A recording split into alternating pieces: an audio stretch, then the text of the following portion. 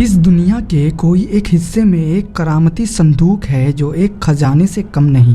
اس صندوق کو یہودی بڑی مشقت سے ڈھونڈ رہے ہیں، لیکن وہ اسے کیا مل پائے گا؟ اس صندوق میں ایسا کیا راز تھا کہ اگر کوئی اسے پا لے تو پوری دنیا پر حکومت کر سکتا ہے، اور جسے محفوظ رکھنے کے لیے کئی نبی اسے اپنے پاس رکھ کر اس کی حفاظت کی۔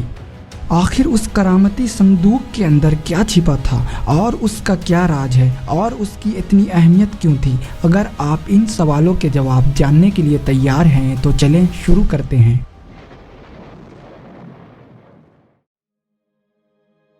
یہ شمشاد کی لکڑی کا ایک صندوق تھا جو حضرت آدم پر نازل ہوا، پھر آپ کے بعد آپ کے اولاد میں منتقل ہوتی رہی، اس کے بعد حضرت یعقوب کو ملا اور آپ کے بعد بنی اسرائیل کے قبضے میں چلا گیا۔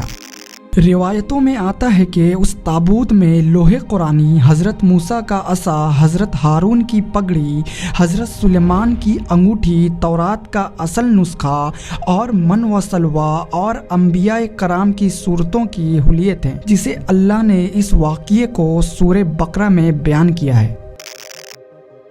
بنی اسرائیل جب بھی مشرکین کے خلاف جہاد کرتے ہیں اور جب بھی دشمنوں کی تعداد زیادہ ہو جانے کی وجہ سے پریشان ہوتے تو وہ صندوق ان کے سامنے رکھ دیتے، اس سے برکتیں پھوٹتی جو ان کی پریشان دلوں کو تسکین دیتی، اور بنی اسرائیل میں جب کوئی اختلاف ہو جاتا تو لوگ اس صندوق سے فیصلہ کراتے، صندوق سے فیصلے کی آواز اور بشارت سنی جاتی، پھر وہ لوگ صندوق کو اپنے آگے رکھ کر اور اسے وسیلہ بنا کر دعا مانگتے تو ان کی دعائیں قبول ہو جایا کرتی۔ الغرض یہ صندوق بنی اسرائیل کے لیے برکت و رحمت کا خزانہ اور رحمت خداوندی کے نزول کا نہایت مقدس اور بہترین ذریعہ تھا۔ مگر جب بنی اسرائیل طرح طرح کے گناہوں میں ملوث ہو گئے اور ان کی گناہ حدوں سے بڑھ گئی تو اللہ کا غضب ان پر نازل ہوا یوں کہ قوم عمالقہ جو بنی اسرائیل کا سخت دشمن تھا، یہ لوگ بنی اسرائیل پر حملہ کر دیا، جس سے بنی اسرائیل کے بہت سے لوگ مارے گئے، ان کے گھر اور شہر تباہ ہو گئے۔ پھر عمالقہ نے وہ صندوق حاصل کر کے اپنے ساتھ لے گیا اور بے عزتی کے ساتھ اس صندوق کو کچرے میں پھینک دیا۔ لیکن اس بے ادبی کا قوم عمالقہ پر یہ وبال پڑا کہ یہ لوگ طرح طرح کے بیماریوں اور بلاؤں کے ہجوم میں جھنجھوڑ دیے گئے۔ چنانچہ قوم عمالقہ کے 5 شہر بالکل برباد اور ویران ہو گئے، یہاں تک کہ ان کافروں کو یقین ہو گیا کہ یہ صندوق رحمت کی بے ادبی کا عذاب ہم پر پڑ گیا ہے، تو ان کافروں کی آنکھیں کھل گئی۔ چنانچہ ان لوگوں نے اس مقدس صندوق کو ایک بیل گاڑی پر لاد کر بیلوں کو بنی اسرائیل کی بستیوں کی طرف ہانک دیا۔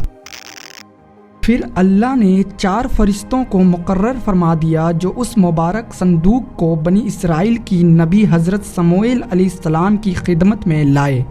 اس طرح پھر بنی اسرائیل کی کھوئی ہوئی نعمت دوبارہ مل گئی، اور یہ صندوق ٹھیک اس وقت حضرت سموئیل علیہ السلام کے پاس پہنچا جبکہ حضرت سموئیل علیہ السلام نے طالوت کو بادشاہ بنا دیا تھا، اور بنی اسرائیل طالوت کی بادشاہی تسلیم کرنے پر تیار نہیں تھے، اور یہی شرط ٹھہری تھی کہ مقدس صندوق آ جائے تو ہم طالوت کی بادشاہی تسلیم کر لیں گے۔ چنانچہ صندوق آ گیا اور بنی اسرائیل طالوت کی بادشاہی پر رضامند ہو گئے۔ قرآن مجید میں خداوند قدوس نے سورہ بقرہ میں اس مقدس صندوق کا تذکرہ فرماتے ہوئے ارشاد فرمایا، اور ان کے نبی نے ان سے کہا کہ اس کی بادشاہی کی نشانی یہ ہے کہ تمہارے پاس ایک لکڑی کا صندوق آئے گا جس میں تمہارے رب کی طرف سے دلوں کا اطمینان ہے، اور حضرت موسیٰ کے پیچھے چھوڑے گئے کچھ اشعار ہیں، فرشتوں کے ذریعہ اٹھائے گئے، یقیناً اس میں تمہارے لیے بڑی نشانی ہے اگر تم مومن ہو۔ مورخین نے لکھا ہے کہ جب تابوت سکینہ حضرت داؤد کی تحویل میں تھی تو انہوں نے ایک قلعہ اس کی حفاظت کے لیے بنانے کا فیصلہ کیا۔ اس قلعہ کو بنانے میں اتنا وقت لگ گیا کہ یہ حضرت داؤد کی زندگی میں مکمل نہ ہو سکا۔ یہ قلعہ حضرت سلیمان علیہ السلام کے دور میں مکمل ہوا اور اسے ہیکل سلیمانی کا نام دیا گیا۔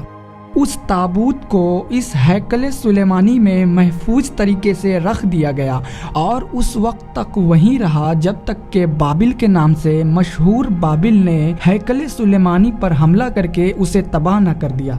कुछ का ख्याल है कि बाबिल के लोग ताबूत को अपने साथ ले गए थे, जबकि कुछ का ख्याल है कि उसे आसमानों पर ले जाया गया था। बाद में इसराइलियों ने हैकल सुलेमानी को दोबारा खड़ा कर दिया। कुछ अरसे बाद हैकल को दूसरी बार तबाह कर दिया गया। उस बार रूमियों ने उसकी जगह एक ईसाई चर्च कायम किया। हज़रत उमर फारूक रज़ी अल्लाह अन्हु फ़लस्तीन तशरीफ़ ले गए। उसके बाद उसने चर्च से थोड़ा आगे नमाज अदा की और वहीं मस्जिद अक्सा बनाई गई।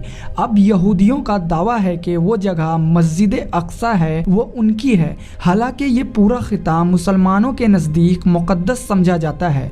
यहूदियों का ख्याल है कि हैकल सुलेमानी को दोबारा बनाने के लिए मस्जिद को कुर्बान करना ज़रूरी है।